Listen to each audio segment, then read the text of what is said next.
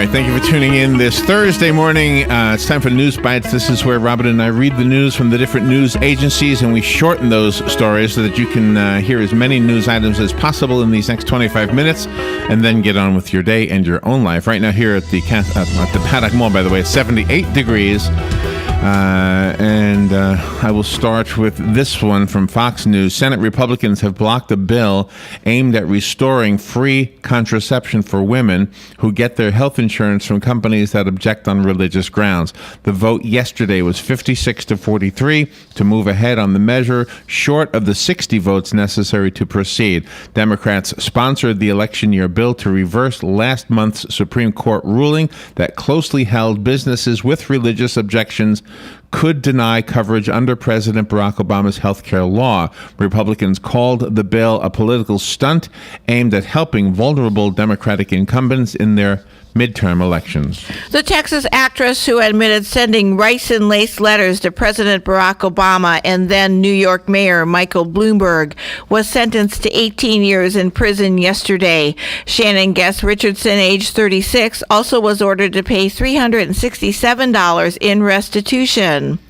This is a quote from John Bales, U.S. Attorney for the Eastern District of Texas. Today's sentencing brings an appropriate and just end to what is surely one of our most unusual, even bizarre cases. In December, the actress pleaded guilty to possession of a toxin for use as a weapon. Though the charge carried a maximum penalty of life in prison, prosecutors said at the time that Richardson entered into a plea deal under which she would not serve more than 18 years, reported by CNN. And also from CNN, BMW Group is recalling 1.6 million of its popular 3 Series vehicles, making it the largest global automaker to issue a massive recall based on concerns over airbag safety. Last month, the U.S. National Highway Traffic Safety Administration said 7 automakers, BMW, Honda, Nissan, Toyota, Mazda, Chrysler, and Ford, would be recalling vehicles to fix a possible safety defect in airbag inflators built by the Japanese firm Takata. Thousands of GM vehicles have also been recalled over similar Takata-built airbag problems. The recall affects BMW cars manufactured between mid-1999 and mid-2006. The company said roughly 574,000 cars would be recalled in the United States. The same federal scientist who uncovered forgotten vials of smallpox earlier this month also found over 300 undocumented vials at the same lab. This is according to the Food and Drug Administration. FDA officials say the vials list the names of other contagious viruses and bacteria, including dengue, influenza, and rickettsia. Previously, the government only announced it had recovered 6 glass vials of smallpox dating from the 1950s. The freeze-dried smallpox samples were found in a building at the National Institute of Health in Bethesda, Maryland, that has been used by the Food and Drug Administration since 1972, reported by ABC. And the next story from CNN, former Panamanian dictator Manuel Noriega has a message for the publishers of a popular video game that features a mission to capture him. He says they owe him money. In a lawsuit filed in Los Angeles County Superior Court on Tuesday, the 80-year-old, once known as one of Latin America's most powerful strongmen, accused the Activision Blizzard video game company of harming his reputation with Call of Duty Black Ops 2. Noriega, convicted of drug trafficking, money laundering, and killing political opponents, is serving out a prison sentence in Panama, where he was extradited in 2011. He argues in the lawsuit that his portrayal as a kidnapper, murderer, and enemy of the state in the 2012 video game damaged his reputation. The company used his image and name in order to make money, according to the lawsuit. Therefore, he's entitled to a share of the profits. As innocent men, women, and children continue to bear the brunt of the deadly violence that has engulfed the Gaza Strip, the United Nations Emergency Relief Coordinator today reminds both Israelis and Palestinians of their obligations under international law to protect civilians and to distinguish between military and civilian targets. Extremely concerned by the escalation of hostilities and its impact on civilians, Nations, Valerie Amos, in a statement issued by the UN Office for the Coordination of Humanitarian Affairs, which she heads, said that according to preliminary estimates as of July 15th, 194 Palestinians had been killed by Israeli attacks, including 149 civilians, reported by UN News. And this is from CNS News. The Environmental Protection Agency changes the rules in the middle of the game by vetoing previously issued dredge and fill permits. Representatives from multiple business associations told members of the House Subcommittee on Water Resources and Environment at a hearing on Capitol Hill on Tuesday. The developer enters the permitting process believing that once it proves it can meet every condition imposed by the government, that it will hold the permit for a specific number of years to both complete and operate the project. That's a statement from William Kovacs, Vice President of the Environment, Technology, and Regulatory Affairs at the U.S. Chamber of Commerce, in testimony he made at the hearing. Authorities in Florida say a man who had been hospitalized in the aftermath of a brutal baseball bat attack died yesterday. According to investigators, Eddie Ratliff was the last survivor of the Central Florida episode that became a grisly murder-suicide. Tavares police say that James Jones took a baseball bat, beat his girlfriend and her mother to death with it, added that he also attacked Ratliff. The episode happened Monday evening at a home that they all shared. Police say after the incident, they confronted Jones, but he ran away. His body was found later in a pond, and police say it appears he committed suicide by drowning. The official cause of death usually is determined by the medical examiner, and that is likely how things will play out in this case. According to accounts in the Orlando Sentinel, Jones's father had claimed his son was schizophrenic and that his family had attempted to get him into a Lifestream care center, but had been turned away. The last attempt to get Jones into the center had taken place the day of the killings, according to his father. Jones's father is quoted by the Sentinel as saying that his son had volunteered to go to the center. Center officials told the Sentinel they did not have information specific to Jones, but said people are evaluated to see if they pose a threat to themselves or others, reported by the Florida News Network. And the next story is from the Star Banner. The Marion County Sheriff's Office is reporting that a man died yesterday from injuries he sustained in a house fire at 1823 Northeast 177th Place in Citra. The man, believed to be in his 50s, was not identified in the report. According to the Sheriff's Office, Marion County Fire Rescue received a call at 3:15 p.m. regarding a double-wide mobile home with smoke. Fire Rescue arrived 6 minutes later, and firefighters entered the home. The man was found inside the home and removed to a safe location outside the home, but was unresponsive. The man was then taken to Ocala Regional Medical Center, where he was pronounced deceased. Investigators are looking at the incident as possibly suspicious. The Sheriff's Office has named 2 people of interest who may be in possession of the man's 1999 Oldsmobile. President Barack Obama is meeting at the White House with members of the Congressional Hispanic Caucus as he seeks additional authority to more quickly turn back young Central American border crossers. Obama's meeting comes as he faces stiff resistance from some members of his Democratic Party to measures that he could create shortcuts around the immigration court system. A memorandum from the Hispanic Caucus ahead of the meeting said that members will address, quote, the need to ensure due process protections for children that are not rolled back, reported by the Las Vegas Sun. All right, we need to take a little break and play some commercials for you, and then we'll come back with some more news bites. We'll continue after this. This is The Source, WOCA, Ocala.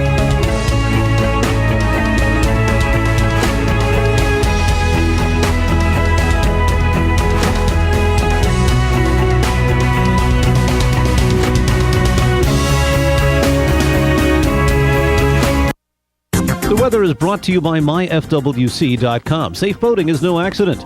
Intervals of clouds and sunshine today. There can be a shower or thunderstorm in the area this morning, and a couple of thunderstorms during the afternoon and evening hours, the high 87 to 91. And partly cloudy later tonight, low 69, and a few inland spots, 74 near the coast.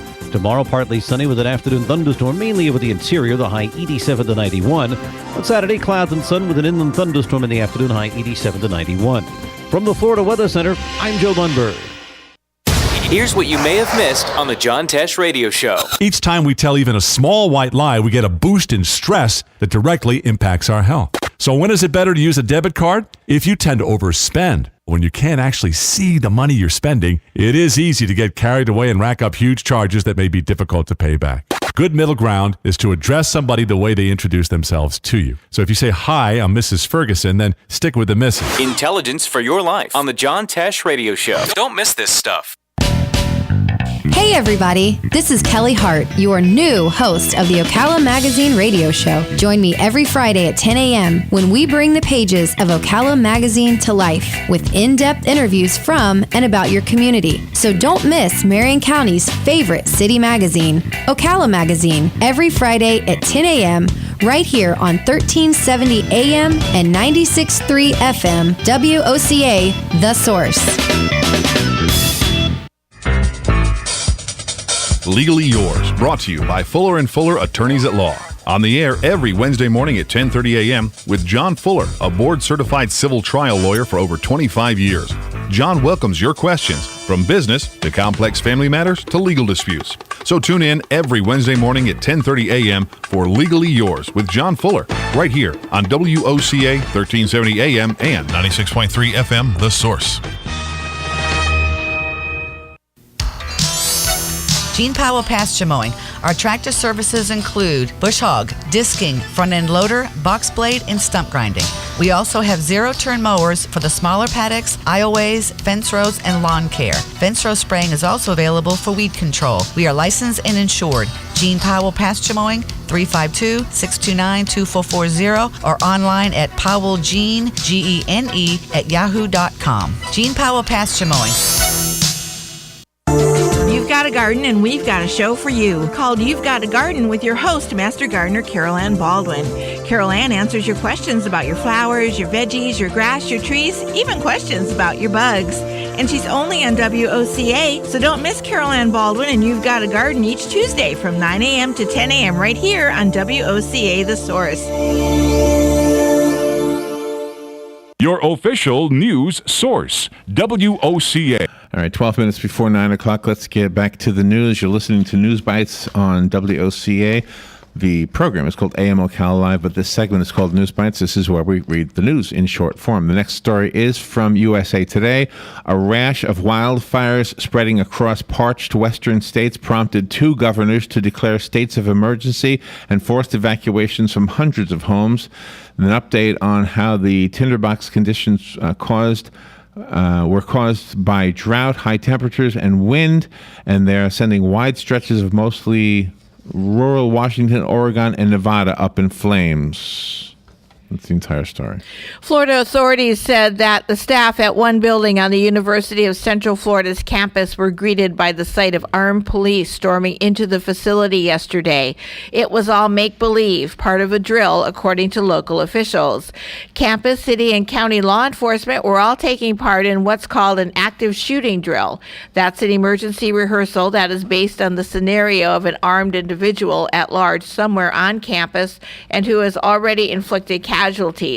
According to the campus police department, some of the officers involved in the drill were supposed to locate and stop the fictional shooter, even as other officers provided cover and support for medical personnel who were treating people simulating various injuries.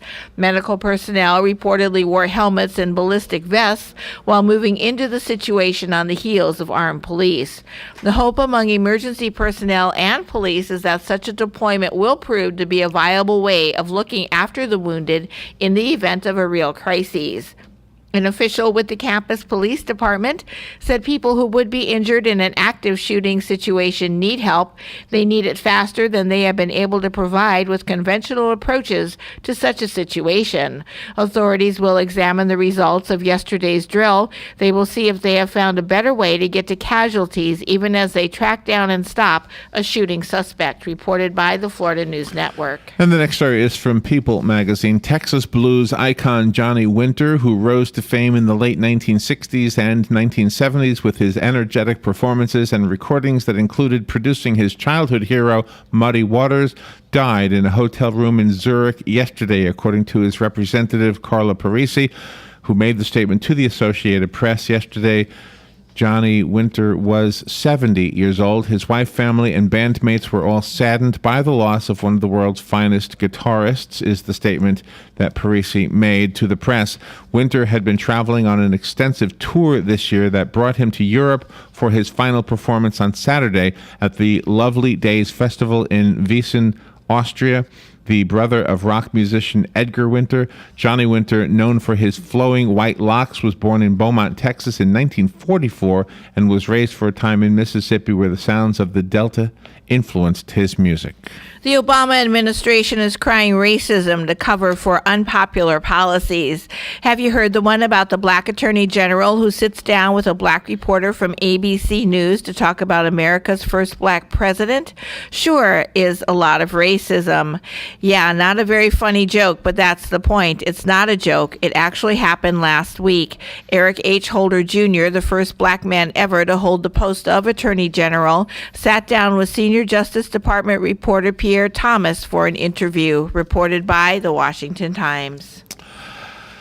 Let's see. From CBS News, the House Armed Services Committee has come up with a creative approach to look for emails from embattled former Internal Revenue Service official Lois Lerner that were apparently lost in a computer crash. They're asking the National Security Agency and the Defense Department. The panel approved a resolution yesterday authored by Representative Steve Stockman, a Republican from the state of Texas, that directs the Secretary of Defense to send the House of Representatives, quote, copies of any electronic communication in the possession of the Secretary, the Director of the National Security Agency, or any office that reports to the Secretary or the Director that was transmitted to or from any electronic mail accounts used by former Internal Revenue Service exempt organizations Division Director Lois Lerner at any time between January 1st, 2009 and April 30th, 2011.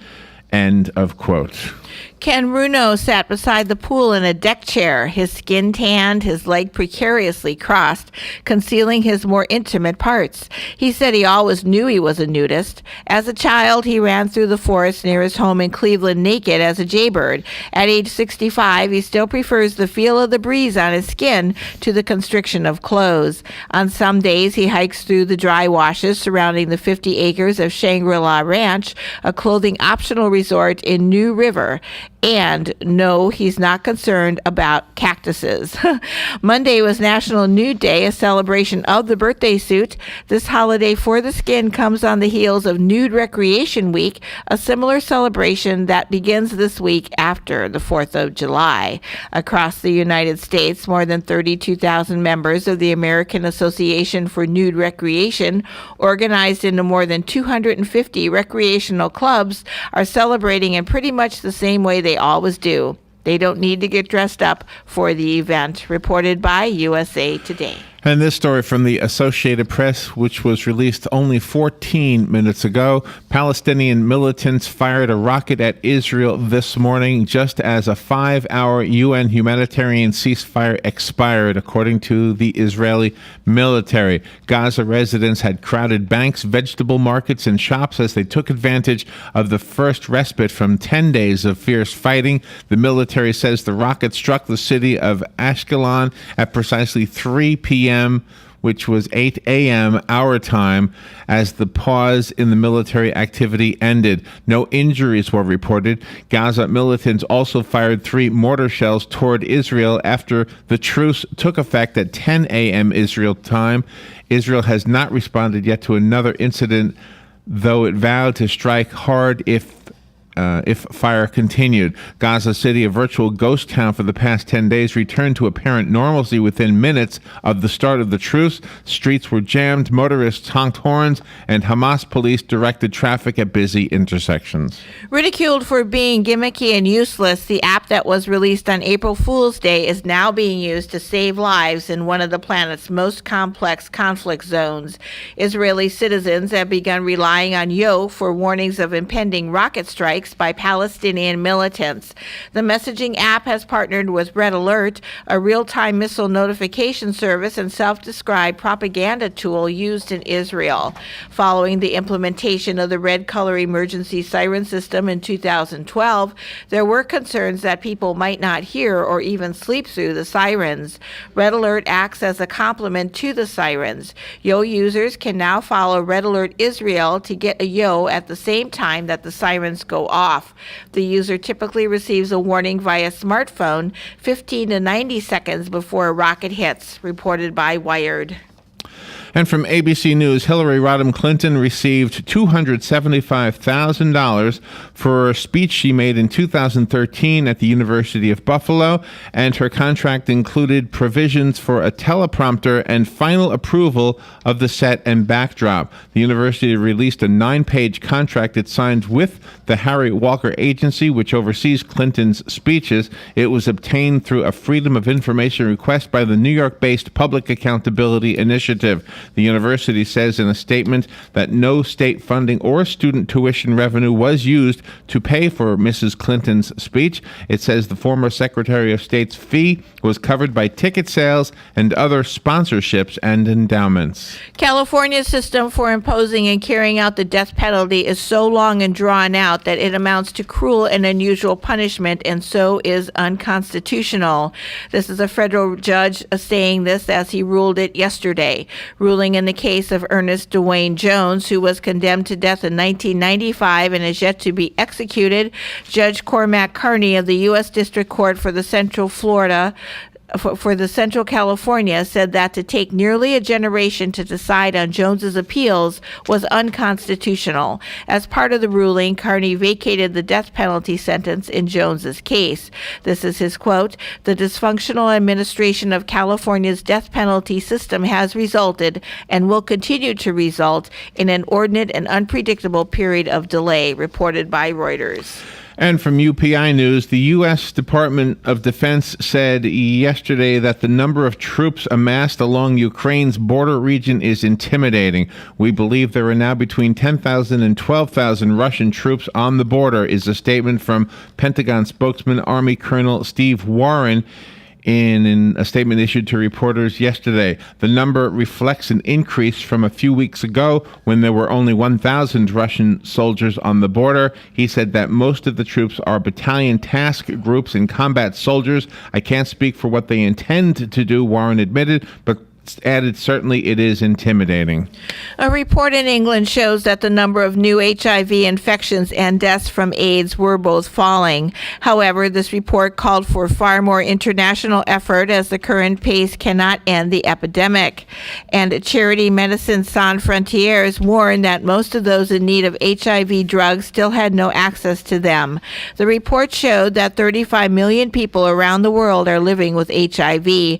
There are 2.1 million new cases, and in 2013, 38% less than the 3.4 million figure in 2001, reported by the BBC. And from Newsday, General Motors has become the first big automaker to support legislation barring rental car companies from renting or selling vehicles subject to a recall. GM's support was announced yesterday by bill author New York Senator Charles Schumer. The company endorsed the bill after language was inserted clarifying that automakers wouldn't face liability when they repaired rental cars. Schumer said in a news release. GM sent Schumer a letter in June of 2000. Sent a letter on June 26th expressing its support. Schumer's announcement came a day before GM CEO Mary Barra and the company's general counsel appear before a Senate subcommittee investigating GM's decade-delayed recall of millions of small cars for flawed ignition switches. That's all the time we have for News Bites. We need to move forward. Veterans News is coming up in just a little bit. Robin, how many stories were we able to get in today? 23. 23. We do this each weekday. If you want to catch up on the news in a quick way and get on with your life, be sure to tune in each day to The Source, WOCA Ocala. We'll be right back. Broadcasting from the Paddock Mall Studios, this is WOCA, Ocala, Gainesville, The Villages, 1370 AM, 96.3 FM, The Source. Fox News Radio, I'm Lillian Wu. A 5-hour-long ceasefire is broken as Israel reports a rocket fired from Gaza.